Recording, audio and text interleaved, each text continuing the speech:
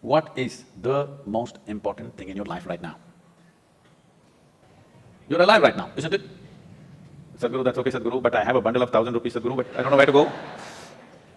That's fine, that is also important right now. But what is the most important thing right now? You're alive right now, isn't it so? Because you're alive, your family has become important, your money has become important, your country has become important, so many other things have become important, only because you're alive right now. And this is the most important thing, that you're alive right now is the most important thing in your life right now. So, suppose tomorrow morning you wake up. You know, every day nearly 250,000 people die on the planet, natural death. 250,000 people die, but you did not.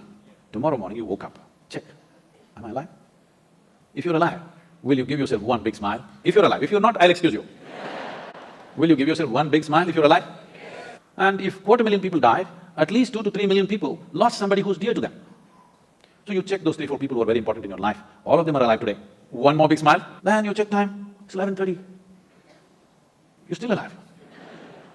Don't think this is a joke. What is ticking off here is not the clock, it's your life. It is not the clock ticking away. It is your life ticking away. And it is 12 o'clock, you're still alive. You must promise me this. Every time you check time, you must give yourself a smile if you're still alive. If you're dead, you're pardoned. But so many people are walking on the street as if they're practicing their posture for their grave. Don't worry, it'll come naturally, please. Death is super efficient, it doesn't need practice. When it happens, boom, 100%. Nobody ever died inefficiently. People live inefficiently, but nobody died inefficiently. So will you promise me this, every time you check the watch, you must give yourself a smile. Still on, still on. You don't know how it is happening. Do you really know? Do you know how this is happening? No. And so many people who are so real, just like you and me, oh, and they're gone. Just gone. Nowhere to be seen. If you come to the idea of mortality once in a way, it'll make you depressed. It will make you fearful.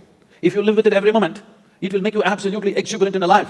Because it is just this one thing, that this is not forever.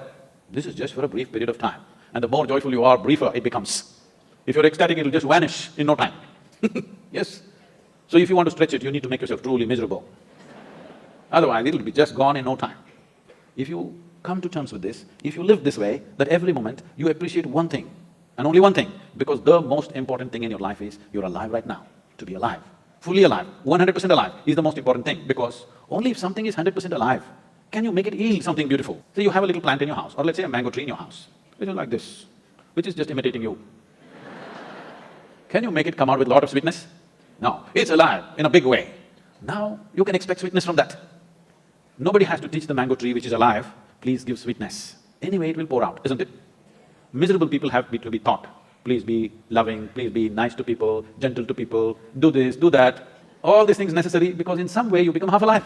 If you're exuberantly alive, it is natural for human consciousness to bleed sweetness every moment of your life.